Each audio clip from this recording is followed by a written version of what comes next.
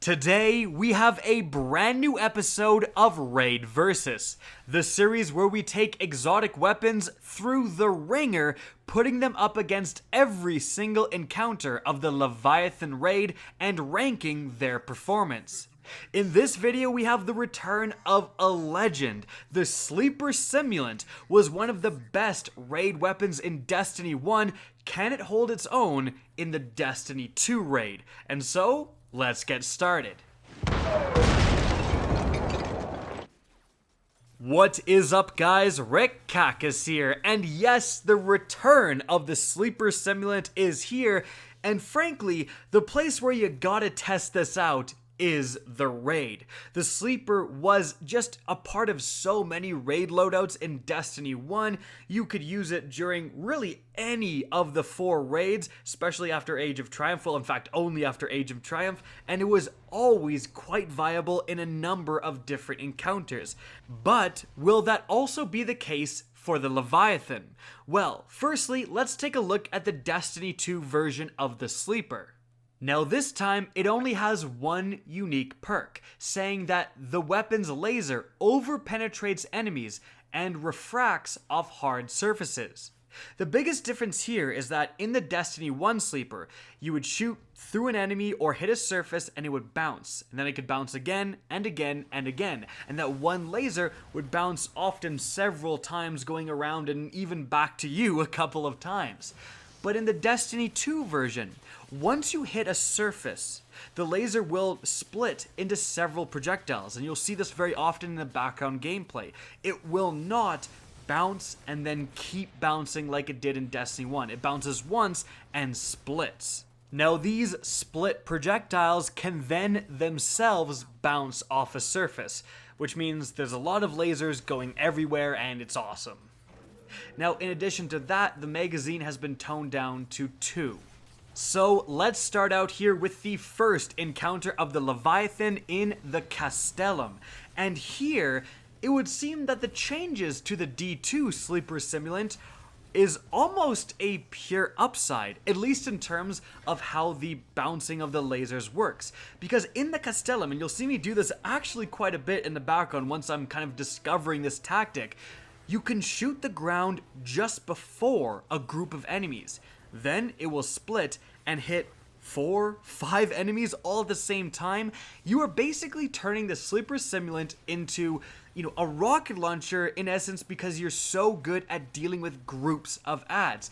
If you can hit those bounces right, if you can hit those refractions perfectly, you can take down so many enemies with a single shot, which is definitely the thing that the Sleeper Simulant lacks.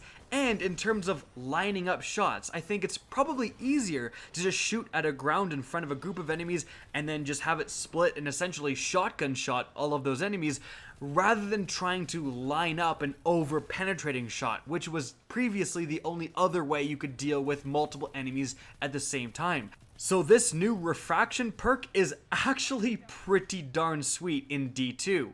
Now against single targets, it's still phenomenal. You'll see me shoot some of the reclaimers in the background, and although it doesn't kill them outright, it does a lot of damage. Like more than enough damage for a single shot. You can switch to your energy or kinetic and just finish those guys off so easily.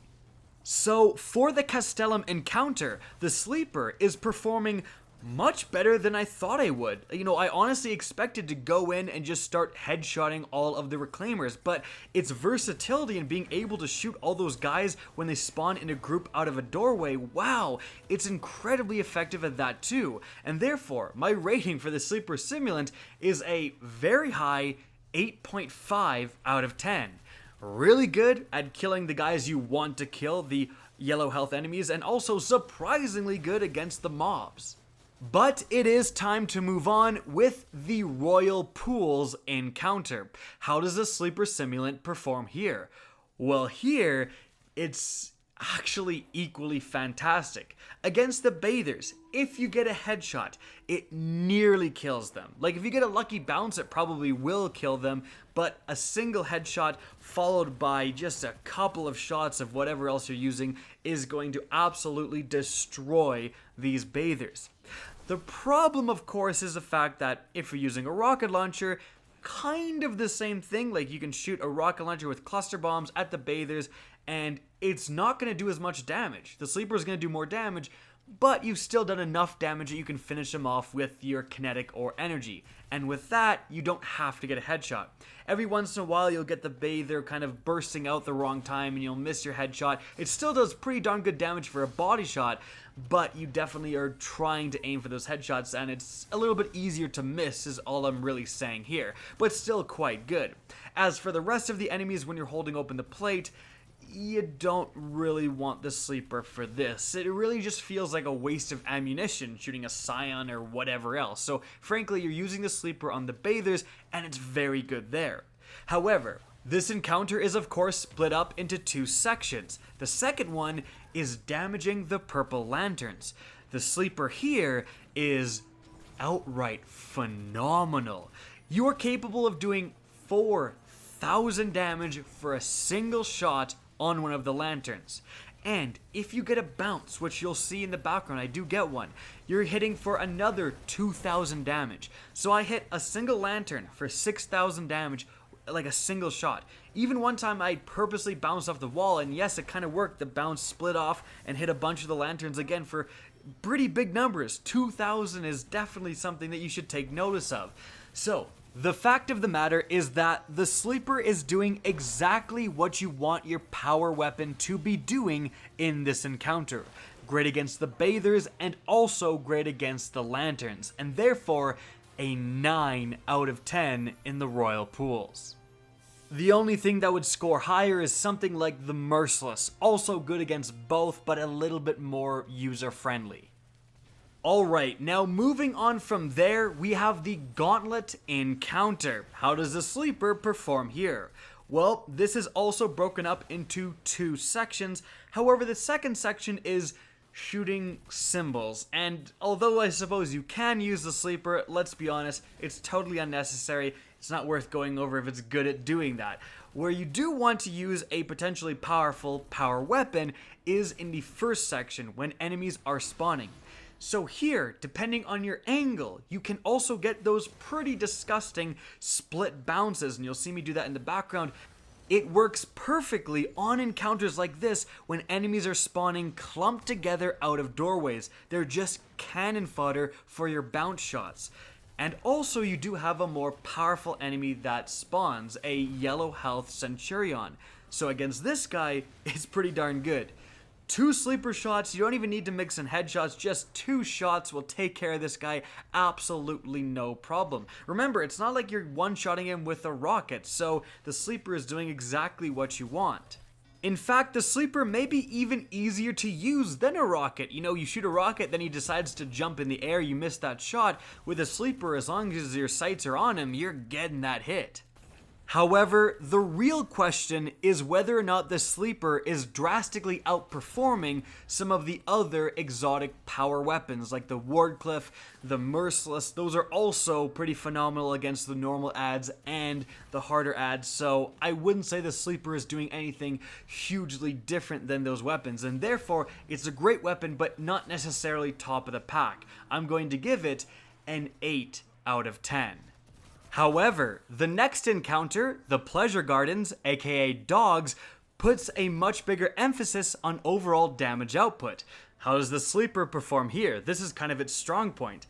Well, against obviously the normal adds, the Beast Herders, it's a one-shot. Don't worry about that, you're not really concerned about that. The real question is, how much damage does this do to a dog? Well, we got a 12 stack, a simple 12 stack. And this is really going to showcase the weapon's power. If you can't take down a dog with a 12 stack, you know, it's not as good as some of the other weapons out there. Well, turns out you absolutely can. The Sleeper is hitting, and it's hitting hard. In addition to that, the way you angle it, you can actually hit through the main dog you're trying to kill and hit the smaller red health war beast spawning behind. So you keep those guys off your back while still doing insane damage. Rockets are kind of going to do the same thing if you wait for them to get close to your target, but it is nice to know that the Sleeper can do that too. So, the Sleeper is doing exactly what you want it to do, and the normal downside of having to get headshots isn't even a thing because the dogs stand still and let you shoot them directly in the head. So, the only downside I can see is that your overall DPS, if you're using something like rockets, might be higher because you can shoot, crouch behind a rally barricade, and shoot again really fast, whereas the Sleeper, even if you're doing that, you still have to charge up each shot. So it's going to be shooting a lot slower. So therefore, Sleeper in the Pleasure Gardens, 9 out of 10. The only thing holding it back is that other weapons are much better with Rally Barricade to get all their shots off right away. And moving on from there, we have the final encounter of the Leviathan Raid against Big Daddy Calus. Now this encounter is broken up into several different sections. How does the Sleeper perform in each of them? Well, I'm going to tell you guys, I did not go out into the void. There's no point in me doing so. Obviously, you don't want to be using the Sleeper against the skulls. Like, that doesn't need to be a thing here. So, the Sleeper's real test, however, is against Calus himself, definitely, and also in the throne room against especially the yellow health Cabal that do pressure you. So, in the throne room, it's pretty darn good. However, not as good as some of the other encounters, simply because the ways that the enemies spawn and also just the way they move and go around in the throne room means that they aren't actually clumped up that much. And when they do, you kind of actually want to rock it more than you do a Sleeper that you have to perfectly bank off the uneven surfaces of the throne room, and then it'll split and perfectly hit your enemies. Like, you're just not going to be able to do that anywhere near like you were able to in the Castellum and even in the Gauntlet encounter. In the throne room, it just does not work as much, so you're going to be using it pretty much exclusively on the yellow health enemies. Here, very good. Like, it does a phenomenal amount of damage. It's easy to line them up even when they're jumping through the air. It's doing great work here. You will need pretty much 2 shots every single time, but again, you pick up 2 for a brick, so that's not that big of a downside. Okay, so throne room, pretty darn good. What about Calus? Well, we tested just me using the Sleeper and a bunch of other people using other weapons. We had someone using a Cold Heart, rockets, etc. Then we died off one plate, and here are the damage numbers. So there's me up there with the 800,000, and everyone else is considerably lower. Now, I should mention that the rocket guy didn't get off too many rockets. Like, he didn't perfectly get the 6 off with using a rally barricade, so his number should definitely be higher, more like 600,000, but still, Sleeper comes out pretty hard on top, and it just hilariously outdamages, again, stuff like Cold Heart and those things. So yeah, Sleeper is a real contender. Now, in terms of a practical non-test setting, I really enjoyed using the Sleeper. You're hitting for, get this, 140,000 damage for a single crit, and we got trash skulls. Like, I'm not gonna lie to you guys, this was not a smooth run. We got it done, and it really showcases how good the Sleeper is because we're doing a bad run and the Sleeper is still putting up numbers that are so high it boggles the mind. 140,000 damage for a single shot. That's crazy. And you're shooting them with pretty decent regularity. You can get 2 shots out, and then of course you can get the benefit of a crouch behind a rally barricade, get the next 2 out, and you are just doing a lot of damage. Now, of course, the downside is that your damage numbers are really high if you can land your crits, and that is kind of where I think the main debate is going to revolve around this weapon. This weapon's damage is high enough that it will become one of the top contenders for the Leviathan Raid, no doubt about it. But you have to factor in ease of use. A rocket, you just point at Calus. You don't even have to go for crits. Sleeper, you absolutely do. If you don't, your damage output is halved. Like, you basically shouldn't be using the Sleeper unless you're getting crits. So that ease of use, especially when Calus does move around, he does kind of, go down on the ground and stagger, and sometimes you are going to miss those crits. And that's something that should factor into its final score, because overall, in this encounter, I'm going to give the Sleeper Simulant a 8 out of 10. Which I think is a little surprising to a lot of people. 8 out of 10, that's very good, but we've had 8.5s, 9 out of 10s, 10 out of 10s in this video. And the reason it's, not absolute top tier is, again, even though it has that damage, You can't use it if you're out in Void against the Skulls, whereas if you give up your exotic slot to something like a Cold Heart, you absolutely can. A Cold Heart is useful in all factors of this end engagement, whereas the Sleeper is kind of a one-trick pony. It's really, really good against damage on crits, not so good against pretty much everything else. So you really have to decide as a player when you're using the Sleeper in the Leviathan Raid. Are you someone who's confident enough in your abilities to be getting consistent crit shots? If you are, the Sleeper is upper echelon. If you're not, if you think you might miss, if you don't like using snipers already, probably stick with rockets. And so, we now have to rank the Sleeper in its overall Leviathan ranking. This ranking is not necessarily about how good a weapon is, it's about how versatile a weapon is. The weapons that rank high here are good in every single encounter. Some weapons are just terrible at, Gauntlet or dogs or whatever, and then they rank high in other encounters. But the Sleeper, it's getting 8 out of 10s or above every single time. There's not a single encounter where the Sleeper isn't good. And therefore, in terms of the overall versatility ranking, the Sleeper's got to get a 9 out of 10. It is an excellent choice to bring in to the Leviathan. In every encounter, it's viable. If you get the Sleeper, I think it's an easy choice to lock into a raid loadout. And so guys, that is it for the video. I hope you enjoyed and found this informative. Now, if you did, please remember to help me out by simply rating and especially sharing this video. If you guys want to see more Destiny 2 content similar to this, don't be afraid to slap that subscribe button. Now, if you guys want to get in touch with me and keep up to date with the latest channel activity, the best way is to follow me on Twitter at RickCacus. That's linked in the description down below, as is my Twitch channel, which you can also follow. Again, I hope you enjoyed the video, and as always, have a good day.